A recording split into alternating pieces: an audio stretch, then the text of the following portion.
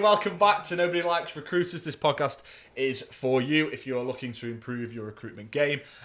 In this episode today, we're going to be talking about how to ensure that you get a candidate to start. So you've interviewed them and it's gone well and you're really happy. You don't know if they're happy yet, but you're really happy and you want to make that offer. Now, I will just touch on the last episode. If you want, you can go back and listen to that if this is the first time you're listening to the show. And in that episode, Lee, you mentioned at the end of like, or Steve, it was what I can't remember which one it was. You gave that example though of like when a recruiter makes the offer on the spot, right? Yeah. So we don't want to do that. We've established we don't want to do that. We did that in the last show.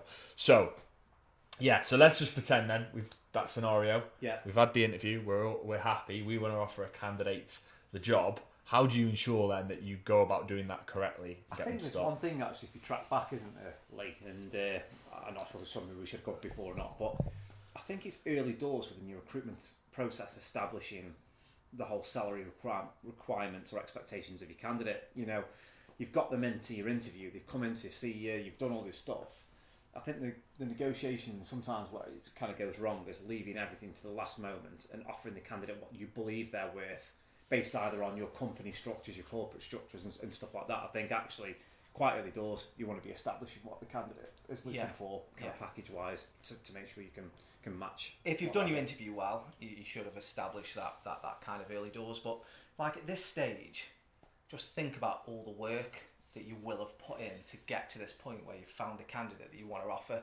You've gone to internal processes to identify there's a vacancy. You will have written an advert. You will have posted the advert, invited people gone through the hundreds of CVs that you may have had. Yes, that's it. So if you kind of mess this stage up, you could have spent hours and hours and had candidates coming in. So it's dead important to get this bit right, isn't it? Really? Yeah, definitely. What I would say is act quickly. Once you've found that candidate that you like, not too quickly, like we mentioned last time. So not on the spot to put them on the spot, but don't dilly-dally around at this stage. So where some employees go wrong is they will have concluded it. You know, so it's fine to take a little bit of time to reflect, isn't it? Maybe 1-2 days max. Yeah. But act sharpish, I would say, is don't leave it a week to make that job offer to the candidate. Why would somebody leave it a week? Some people like to reflect. Yeah. Some people like to go away and have a chat internally. Yeah. Some people do things the wrong way, and at the point that they want to offer, then think, right, I'll go through the internal process of getting sign off for the vacancy and approval and running it by my director, which all takes time. Yeah. Where really, organisation, that should have been done in advance, shouldn't it? So that when you find the candidate, you're ready to offer quite quickly. Yeah. Now, on our magic board in front of us that the viewers can't see and the listeners definitely can't see, it says, get them out of the job-seeking mindset. Yeah. So they're still, especially if they're good candidates as well, because as you say, like, they're going to still be active. Yeah. They might be getting other approaches. They might be halfway through a process or even at the end of a process for another job. Yeah. So do you want to elaborate on that a little bit more for me, Steve? I think that's key. I think ultimately, as long as that person has not been locked down by your business and organisation, they're going to be open to conversations. And I think, as much as they kind of may like your role or like your job, if you've got somebody else calling them up and saying it's for 10 grand more, they're probably going to listen. And then that can delay their decision. We have quite a lot of stuff goes on where actually I've now been made the offer, I'm not going to wait till I've concluded another process before I make a decision, even candidates. And that's because they're still in that job-seeking mindset. It may be something that they're unhappy with within the terms of the offer. And I think that's the biggest thing that we've seen is when you lowball a candidate and kind of the kind of thing of lowballing is you offer them the bare minimum, start a band, or you don't take into consideration the commute that they may have, the additional commute. It may be that their current salary requirements, their overall package with benefits or bonuses. They want 28k and you'll offer them 27.5 just, because that's what we do, because then you prove it and work up to 28k. And that still happens more than you would think. And ultimately that sours the relationship. The candidate goes there believing they're worth 28k. You offer them 27.5 just because you believe that's what you think is best for your business. for that 500 quid that's worth absolutely nothing per month over the course of that lifetime of that candidate, is just gone and put that candidate into and reverse. there's just that disappointment. We speak to candidates, I've got some good news, they'd love to offer you the role. It is a little less than I know you wanted and we discussed and the employer wanted, going through the whole process. Even if it's £500 less, it's like, what a bit of a kind of an anticlimax, because even if the candidate loves the process, loves the people, loves the job, still wants to kind of, yeah, we'll accept, but yeah, it's a bit disappointed. But really, for the extra 500, you could be, you could, but delight the candidate. 90% of the time, we get negotiations out of the way right from the very call. We'll set the expectation with the candidate to be able to say, this is what is on offer, this is the salary, is it in line with what you're looking for? And why that is important within the part of making the offer is there's no surprises. What is the point in negotiating to a level at the back which you could risk losing that candidate? Actually, you're going to determine early doors, then it's the, I suppose, interview process to see if they're worth that value of money that you're looking to pay. But ultimately, you should be in a position. But that's what the process is for. Though. Exactly. You've identified. You've identified. If you want to give them the job, don't ruin it at the end. It's. You're not trying to buy a car. No, but it happens way more than you would kind of think. And the thing is, everyone's got a value, haven't they? Ultimately, most people don't want to step back. Some people do if they're switching industries, but. It is that bit about kind of not creating that disappointment or the anticlimax when you come to it. And I think, Adam, kind of going back to your point, so at this point, candidates will be active on the job boards. If I've uploaded my CV to CV Library, Read, Total Jobs, I've got an active LinkedIn account with a little ring saying open to opportunities. The moment you make me the job offer, my CV doesn't magically disappear off all of those sites. So I'm very much still there. Active pickings for anybody recruiting or a recruiter. So we speak to people quite often, don't we? Oh, I've seen your CV on Read. I was just wondering, I've got a role I'd just like to run by you. The candidate says, I've just been offered a role this morning. Oh, right, okay. Well, do you just want me to tell you a bit more about this role, just in case it's a bit more suitable? It could be, more up your street, or the salary might be. And 9 times out of 10, I'd say 9 times, Probably a bit more, yes. Not a bit less, sorry. 8 times, but they'll say, oh, go on then, just run it by me. So they're still in that mindset of potentially listening to opportunities. Whereas your job, if you've done all the little bits right, you've made a decent offer, you've not lowballed them, they're actually genuinely excited about starting the job, which they will be if you've acted promptly and followed all the other steps. And you want that person to say, no, sorry, I'm really happy with the role I've got. I've had a great experience so far. Thanks, but no thanks.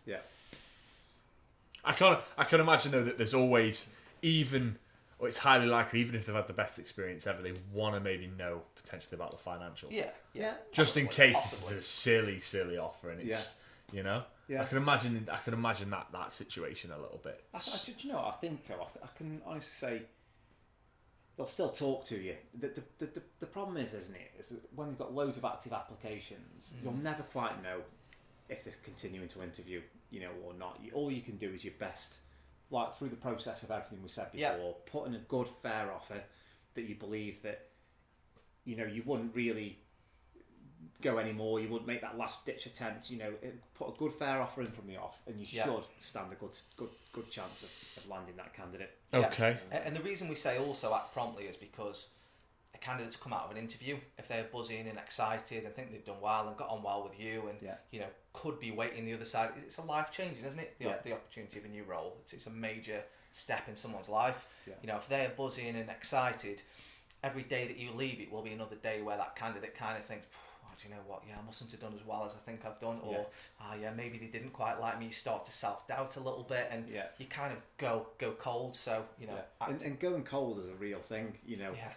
Outside of that buzz and excitement of the role, you do find a lot of candidates go off the boil.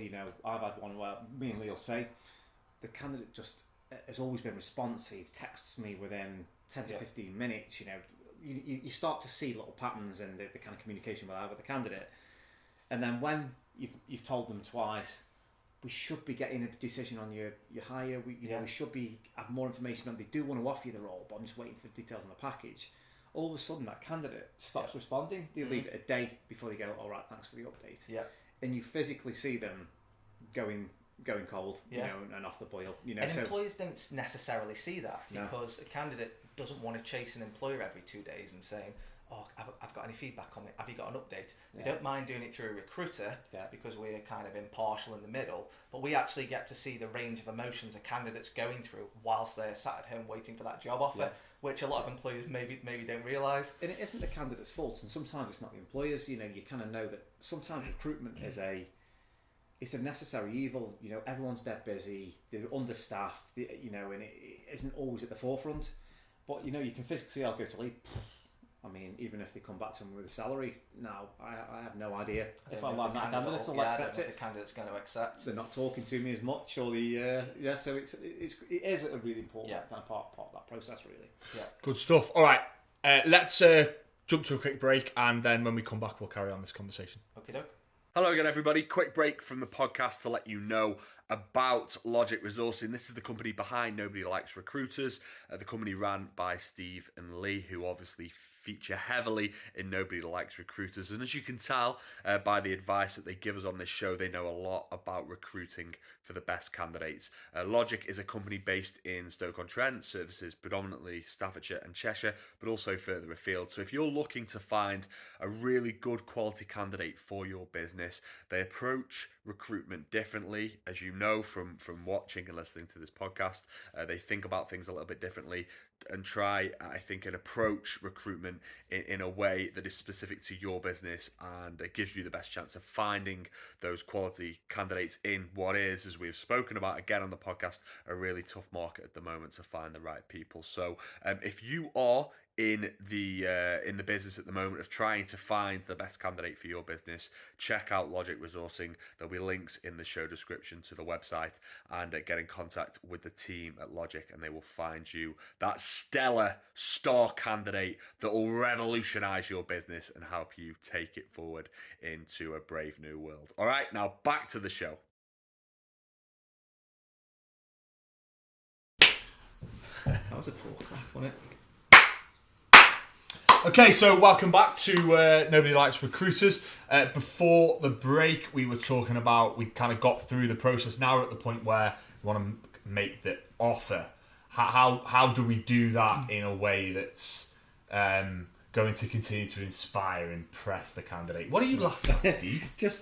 Do you know what? He's always been the same. Do you know he had to do an extra clap? Do you know at school when everyone's clapping in December, I always had to do the last clap. Were you that guy? Yeah, and there's one of the kids who was like, and then it just got like that. We got I was just sitting here thinking how petulant he was, you know what I mean? Like, and it's just made me smile to this day. Okay, so petulance then. That's not. So this is something where you don't want to show any petulance in this stage, because it's really important. Before we went to that break, you were talking about how what a business has been through to get to this point. Yeah. Now we're even further than that. We found the guy, or the girl. Yeah. And how do we make that offer then? Again, I think the best thing to do, it's all about being personal. I think there's a couple of things where before you make the offer, be prepared. I think one of the things I think catches a lot of people out, they go, I'd love to make the offer. The offer's on 25 grand a year.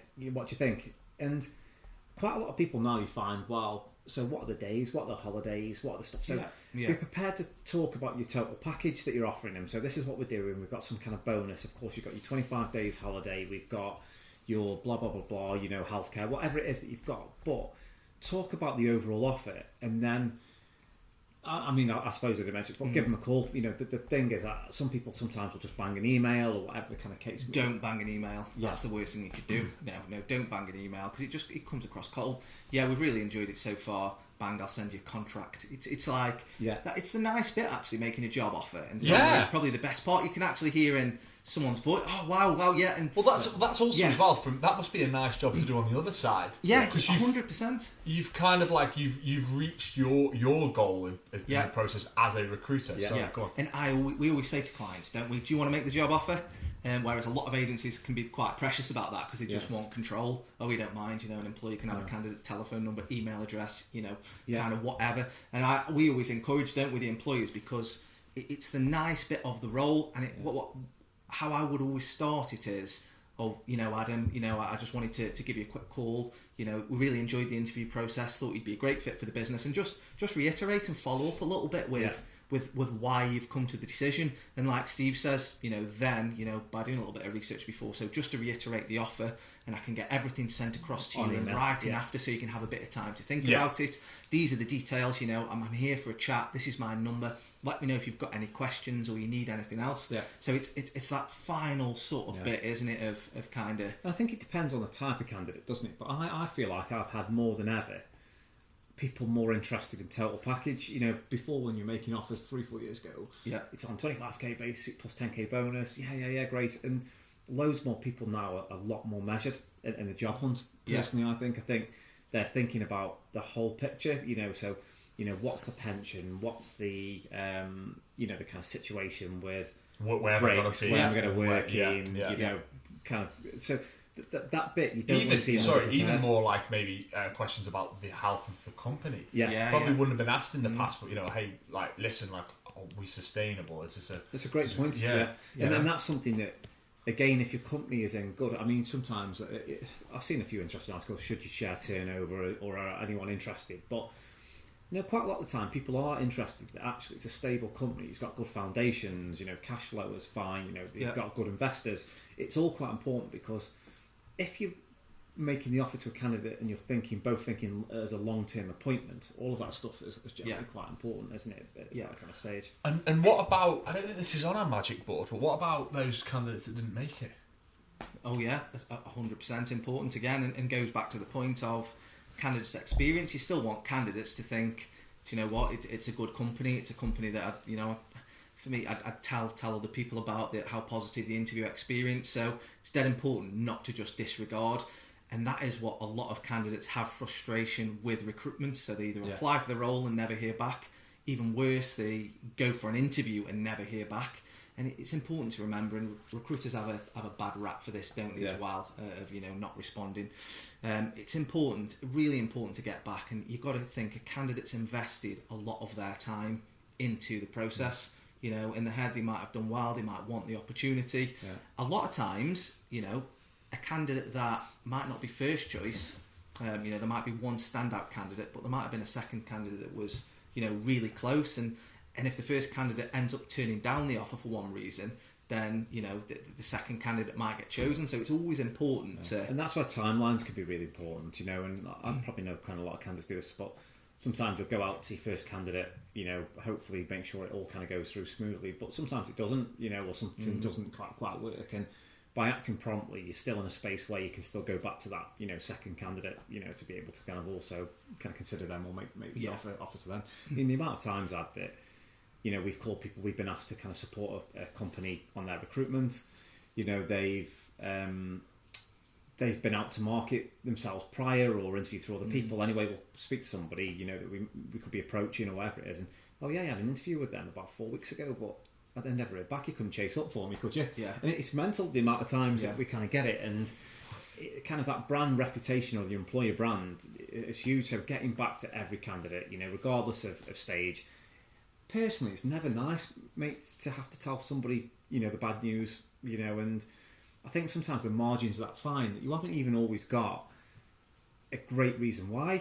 An employer goes, they were really good, but that other person just picked it, and sometimes you can't even explain why they picked it, can they? Just for them, the gut feeling. So and also you have to be sensitive there, because if it was something like they just liked the other person more, I mean, how would you say that to somebody? Yeah, really? That's it. So you've got to think of tangible reasons, but we get back to every candidate that applies to any advert, minimal by email, and the amount of thanks that we actually get from that. And I've never really had a candidate that I've been able to give constructive feedback over the phone that's kind of thrown the toys out of the pram. As long as you've got some good feedback, generally people appreciate it. But I know it probably went off on a tangent. No, you didn't. I set you off the tangent because we were talking about those that didn't make it. And also, I think from talking from a candidate perspective here, it's just nice to get some feedback sometimes. Definitely. And even if it's a little bit brutal, maybe there's an element of your skill set that just doesn't match, or you think you need to improve on. That's very valuable, I think. So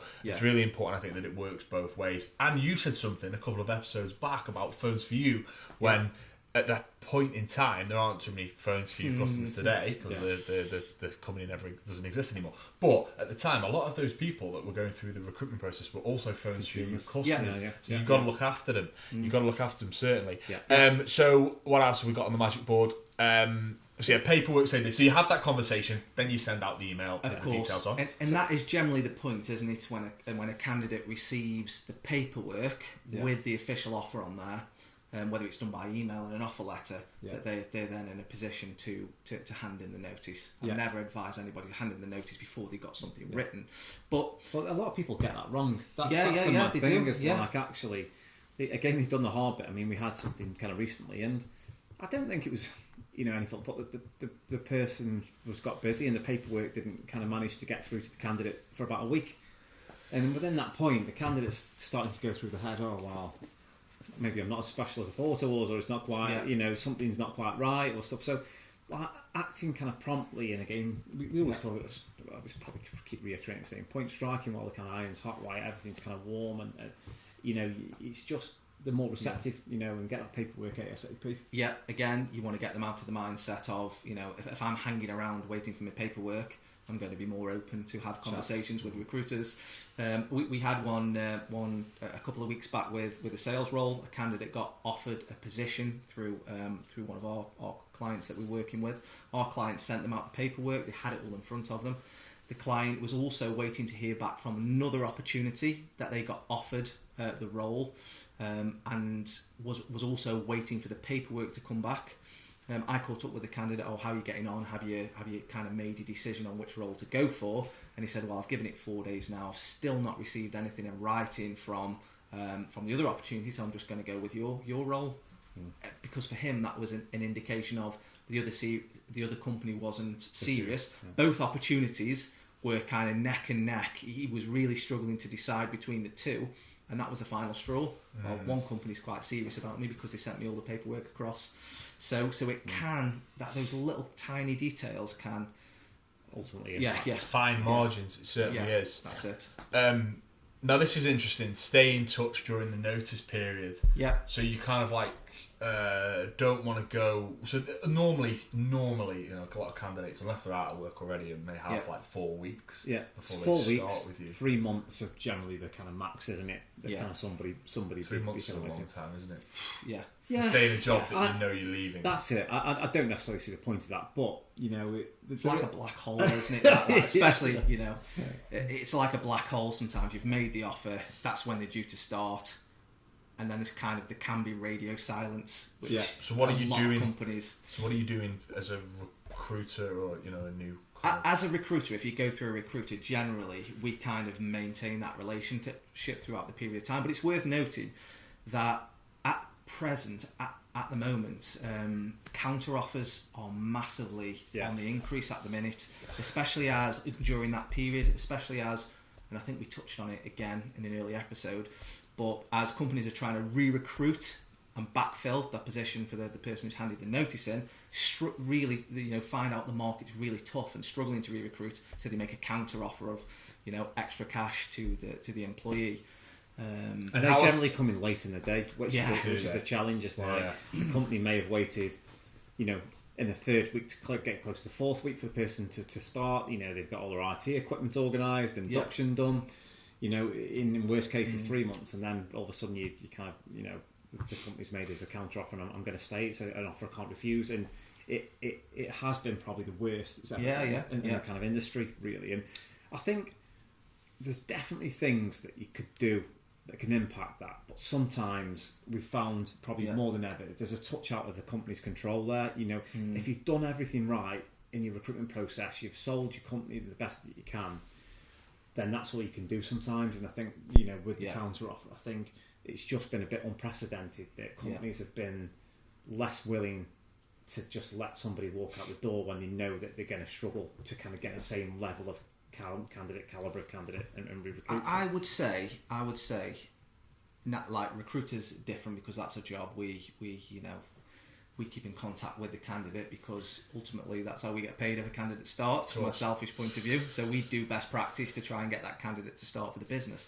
But I would say 90% of companies out there, from the point of offer, forget about that candidate and don't have any other communication or correspondence apart from maybe a couple of days before, with a quick email, or just to let you know, start at 10 on Monday, and etc.